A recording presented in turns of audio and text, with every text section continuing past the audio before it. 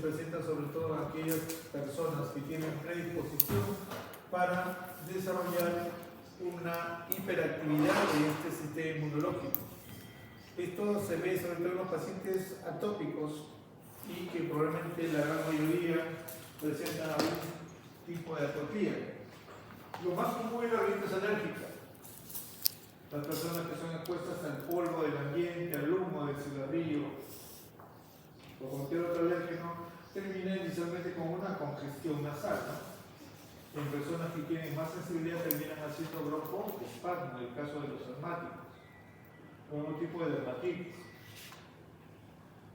Muchas veces esta hipersensibilidad a otras sustancias, como son antibióticos o son alimentos, es lo que podemos evidenciar quizás en casos especiales, como son por ejemplo la alergia al maní, ¿no? A ciertas bebidas alcohólicas por falta enzimática o alimentos que terminan generando sobre todo una hiperproducción de inmunoglobulina E, que es la que termina favoreciendo la degranulación de los gránulos de algunas células cerradas o mastocitos, ¿no? Que se manifiestan primero por cambios de coloración de la piel, presentan ronchas o zonas eritematosas. Todas estas manifestaciones que tienen implicancia la participación del sistema inmunológico. En unos casos favorecidos por inmunoglobulinas, o sea, por complejos o inmunocomplejos, y en otros mediados por células. Vamos a ver el día de hoy la hipersensibilidad de tipo 1, 3 y 4, ¿no? La 1 y 2 hasta la 3 están desencadenados por inmunocomplejos. En la 1 por inmunoglobulina E, la 2 y la 3, la 2 por inmunoglobulina G y M y la 3 por inmunoglobulina G. El tipo 4 está mediado por células. En el primer ejemplo, el ejemplo más común es la anafilaxia, que es la respuesta inmediata cuando haya un alérgeno o una sustancia que presenta alta sensibilidad, como sucede con las reacciones medicamentosas o antibióticos que generalmente inducen a el edema de la glotis. Vemos en esta imagen cómo este lado derecho de la glotis está edematizando y que conforme progresa va a ocluir la glotis y por lo tanto una insuficiencia respiratoria. Esto es lo que ocurre a ustedes en lo que ven en las noticias, personas que se van a hacer el liposucción y terminan falleciendo porque esencialmente muchos de sus colegas en el afán de operar de un momento a otro no hacen una buena historia clínica, no hacen sus antecedentes y no buscan saber si ese paciente es alérgico o no, en primer lugar. En segundo lugar, si vas a operar, no tienes que estar preparado para afrontar cualquier emergencia. Si tu paciente resulta alérgico, va a ser edema de glotis, que si no tienes elementos para hacer para intubar y poner por lo menos ventilación mecánica, este paciente se va a morir, porque la glotis se edematiza de tal forma que cierra, ocluye todo el orificio respiratorio y ese paciente termina falleciendo por asfixia. Histológicamente, ¿qué vamos a encontrar? El edema, que en este caso se va a ver con manchas más claras, porque el líquido sale debido a la vasodilatación de los vasos sanguíneos, el líquido sale hacia el tejido. Todos estos agentes alérgenos tienen la capacidad de sintetizar, estimular la proliferación de inmunoglobulina E o la producción de inmunoglobulina E por parte de las células plasmáticas. Esta inmunoglobulina E va a estimular a los mastocitos para que liberen estamina, que son los factores o los elementos que tienen esa capacidad de vasoconstricción. Y incluso vemos en este caso una gran cantidad de eosinófilos. Mientras más eosinófilos, mucho más liberación de histamina y factores vasoactivos que van aumentando, incrementando todo el volumen del líquido en el intersticio, generando mayor edema, ¿no? Entonces, estas son las características de los componentes en la hipersensibilidad inmediata de tipo 1. En conclusión, la reacción de hipersensibilidad de tipo 1 es aquella que está mediada por inmunoglobulina E. Vamos a ver, como visto, de nuestro mal, abundantes, macrocitos y órgano glomerulariano. El diagnóstico es un edema, que es lo que es edema laríngeo. En la hipersensibilidad de tipo 3 ocurre también presencia de inmunocomplejos. Un caso muy frecuente o una patología muy frecuente que desencadena este tipo de hipersensibilidad de la el lupus eritematoso sistémico. Esta es una enfermedad inmunológica que desarrolla inmunocomplejos que termina afectando diferentes órganos. A nivel del glomérulo, el riñón se va afectando lentamente hasta terminar en la insuficiencia renal. ¿Por qué? Porque los inmunocomplejos se depositan a nivel de la membrana basal, entre el capilar y los podocitos, de tal manera que estos depósitos de inmunocomplejos terminan originando una reacción inflamatoria de tipo crónico. ¿Recuerdan qué elementos participan en la inflamación crónica? Linfocitos y y monocitos. ¿Y cuál es el final de la inflamación crónica? Destrucción celular. Destruir las células. La inflamación aguda termina por controlar al agente y muchas veces produce necrosis. La inflamación crónica tiene por objetivo cicatrizar o reparar. Es por eso que todas las enfermedades de tipo inmunológicas son de tipo crónico. Por lo tanto, la cicatrización termina dañando el órgano. Estos depósitos de inmunocomplejo, conforme van depositándose, van necrosando el tejido y ese tejido necrótico destruido termina yagunizando. Estas estructuras más rosadas ya no son glomérulos, sino simplemente son áreas de fibrosis que se conocen como medialunas fibrosas, en el caso de la glomerulonefritis membranosa, que es uno de los estadios de la nefritis lúpica.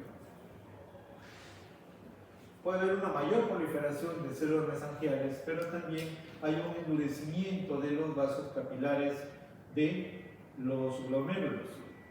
Esa destrucción de los capilares llega a endurecerlos y adoptar una forma de asas, ¿no? Por eso es que esta etapa de la glomerulonefritis membranosa o esta característica se conoce como asa de alambre, que es otra característica de la glomerulonefritis membranosa en la nefritis lúpica. En esta microfotografía vamos a ver las puntas de flecha, vamos a ver los depósitos de inmunocomplejos que se encuentran a nivel de la membrana basal. Esto genera la reacción fibrosa de esta pared, por lo tanto que se altera. Este nivel de la membrana basal que está entre el capilar y el podocito. Se altera la filtración. Por lo tanto, la suma de todo el daño a nivel del glomérulo y de todos los glomérulos, porque hay una gran cantidad de inmunocomplejos, de estos puntitos verdes, este es un glomérulo, todo el ovillo glomerular, vamos a ver los depósitos de inmunocomplejos. Esta es una glomerulonefritis lúpica ya avanzada, que termina fibrosando el glomérulo uno a uno hasta que lleva a la insuficiencia renal. En este caso, es una reacción de hipersensibilidad por depósito de inmunocomplejo de tipo 3. ¿Qué vamos a encontrar? Inflamación, depósito de inmunocomplejos, diagnosis y fibrosis. Órgano riñón, glomerulonefritis lúpica. Otro ejemplo también de este tipo de sensibilidad es la vasculitis. Los en la superficie de las células endoteliales de los vasos capilares también hay sustancias que sirven como antígenos. Estos antígenos son reconocidos como diferentes a los del organismo y la reacción inflamatoria de tipo linfocitario termina destruyendo la pared del vaso. Hay una inflamación perivascular e intravascular, de tal manera que esta necrosis o este vaso termina necrosándose en una variedad especial que es la necrosis fibrinoide, que es la característica de la necrosis vascular, de tal manera que esta necrosis termina trombosando ese pequeño vaso. Vemos en esta otra imagen, ¿no?, en el centro la luz del vaso, que es esta, una arteriola, y alrededor una gran cantidad de infiltrado inflamatorio, que termina destruyendo el vaso y adopta una coloración más rosada que se conoce como necrosis fibrinoide, por el efecto destructivo de las citocinas que tienen estos linfocitos. Vemos un estadio más avanzado de una vasculitis leucocitoplástica, que es la clásica en este tipo de hipersensibilidad, donde esta capa del vaso, ¿a qué corresponde? ¿Te acuerdas de la histología de los vasos? Capa media. Capa media, ¿qué tejido tiene? Muscular. Muscular. Estas son fibras musculares lisas que están siendo o que ya están en etapa de necrosis fibrinoide por el efecto de las citocinas que producen los linfocitos. Vemos ya la destrucción completa de los vasos pequeños a nivel de la pierna. Este es otro ejemplo claro de una vasculitis. También por inmunocomplejos del tipo 3, necrosis fibrinoide, polimorfos de linfocitos y fibrovasculares, ¿no? Necrosis fibrovascular. El órgano afectado son vasos sanguíneos, frecuentemente vasos pequeños, y la diagnóstico es una vasculitis. Como ustedes van a ver ahí, cuando llegue su capítulo de cardiología, van a ver que hay diferentes tipos de vasculitis y la gran mayoría asociado a enfermedad de tipo autoinmune. Vasculitis de Takayasu, de Wegener, etc. La hipersensible de tipo 4 ya está mediada por células, pueden ser linfocitos T, lo que muchas veces induce la proliferación de monocitos y macrófagos celulogíacos hasta llegar a formar granulomas. En este caso, esta es una glándula tiroides. ¿Es normal? No. ¿Cuál es la característica histológica de la glándula tiroides? Normal. ¿Qué color tiene? Es rojo vino. Rojizo. ¿Ah? Morado. Rojo intenso. Rosa. ¿Ha visto tiroides? No. ¿Ha visto un cadáver tiroides? No había. Nunca lo veo. Había una. Era como oscura. ¿Ah? Era oscura. Es un rojo oscuro, marrón. Estaba rota. Histológicamente, ¿cómo está compuesta? 3 Por epitelio folicular, que es un epitelio cúbico. Las que produce hormonas tiroideas, o sea, T3, T4. T4 que se acumula en el centro de esta estructura que es el folículo y que se denomina coloide. ¿Esto es igual? No. ¿Qué color es esto? Es un blanco amarillento y hay nódulos. ¿Qué pasó acá? Muchas veces las hormonas producidas por la tiroides o otras sustancias parecidas a hormonas, que se llaman hormonas light, o sustancias light parecidas a una hormona, terminan desencadenando una reacción inflamatoria crónica de tipo inmunológico. De tal manera que, o sea, son reconocidas como extrañas y por lo tanto, si son extrañas, entran a tallar el sistema inmunológico. ¿Qué es lo que pasó acá? Esta tiroides no es normal, porque los folículos, en lugar de ser mucho más amplios, son mucho más pequeños. Estos folículos tiroideos están atrofiados y hay una proliferación o desarrollo de estructura linfoide, que son folículos linfoides con centro folicular. Esta característica histopatológica la muestra la tiroides de Hashimoto. Vemos el folículo linfoide y los folículos tiroideos atróficos. Aquí vemos a mayor aumento todos los folículos que se desarrollan de tal manera que toda esa glándula tiroides termina siendo reemplazada por tejido linfóide. Por eso es que termina de esa coloración blanquecina. Como hay reacción inflamatoria, estas células foliculares presentan cambios metaplásicos. Adoptan una coloración del citoplasma rosado y de aspecto granular. Ya no hay coloide. A este cambio metaplásico del epitelio folicular se le conoce como célula de Hartley. Y como ya no hay coloide, químicamente, ¿en qué se traduce? ¿Ah? Ya no hay tantas hormonas. Hormonas tiroideas, ¿verdad? ¿Y eso en qué se traduce? Hipotiroidismo. Hipotiroidismo. O sea, una causa de hipotiroidismo de la mujer que es más frecuente es la tiroiditis de Hashimoto.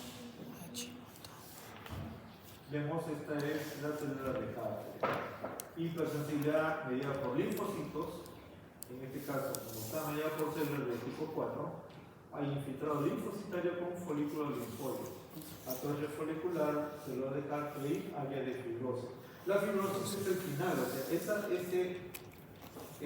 tiroides blanquecina porque ya está siendo fibrosada, está siendo cicatrizada. Cuando la tiroides de Hashimoto.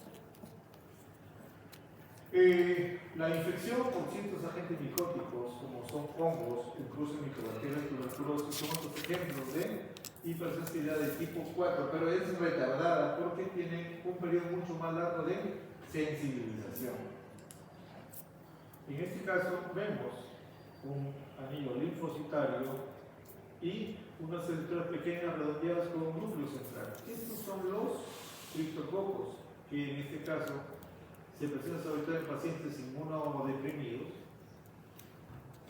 que generan la denominada meningitis. Vemos el infiltrado polimorfo nuclear y los criptococos, y en este caso hay áreas extensas de necrosis con presencia de este. De hecho, que este es un corte de una necropsia. Todo el tejido rosado corresponde al edema a nivel de la sustancia gris, y estas son las zonas donde hay un gran desarrollo de esta estructura micótica. También hay participación de los macrófagos que están intentando fagocitar a los criptococos, ¿no? Y este es un extendido con tinta china, en microscopio y contraste de fases, donde vemos de un color transparente físicamente a los criptococos. Ejemplo de hipersensibilidad tipo 4 medida por células, donde vamos a encontrar necrosis supurativa, infiltrado linfocitario y la levadura de criptococos. Meningitis criptococos. También el histoplasma, los otros micosis, también en pacientes inmunocomprometidos, que generan área de necrosis y abscesos pulmonares, y hay aquí hay participación, como vemos, de los macrófagos, las células epitelioides, que empiezan a fagocitar a todas estas estructuras que son el histoplasma. También, igual, el infiltrado siempre es linfocitario, pueden llegar a formar granulomas. Vamos a ir a la levadura sin los macrófagos que están fagocitando a las partículas, a las hifas de histoplasma. Y el rechazo a órganos es otro ejemplo de hipersensibilidad retardada o de tipo 4. Aquí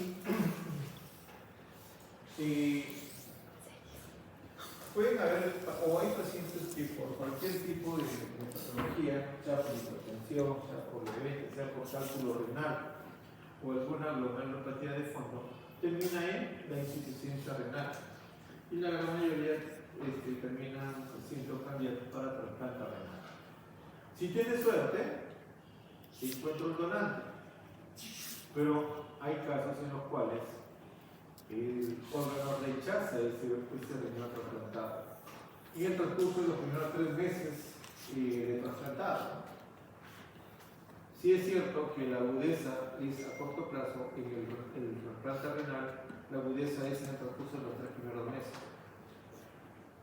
Como esos glomérulos, esos túbulos, son reconocidos como ajenos al cuerpo, hay un abundante infiltrado linfocitario que trata de defender a este organismo de todo este tejido que no es propio, no es de la persona que lo posee, ¿no? Por lo tanto, va a haber un infiltrado a nivel de los túbulos y a nivel de los glomérulos. Esta inflamación o este infiltrado inflamatorio a nivel de estas estructuras se conoce como tubulitis y glomerulitis. Vemos este infiltrado linfocitario en todo el intersticio entre los túbulos renales y los glomérulos, incluso a nivel de los vasos renales o arteriolas renales, que termina destruyendo túbulos, destruyendo vasos y el glomérulo. Esto se traduce pues en una tubulitis o necrosis del epitelio tubular, ven el epitelio inflamatorio que sale de los procesos capilares hacia el tejido tubular, originando una necrosis tubular aguda.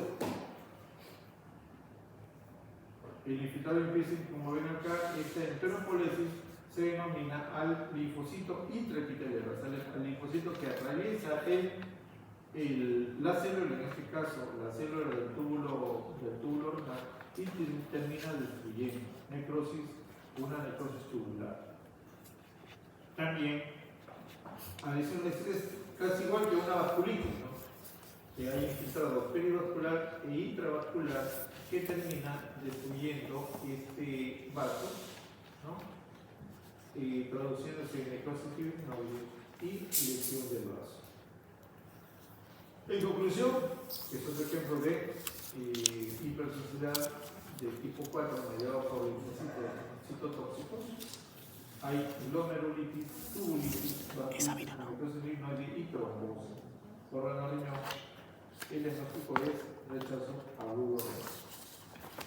En conclusión, la anafilaxia es un ejemplo de hipersensibilidad tipo 1, la cual está mediada por inmunoglobulina E, que son las que se unen a las células cebadas para inducir la liberación de sustancias vasoactivas. La hipersensibilidad tipo 3 está mediada por inmunocomplejos y ejemplos clásicos en la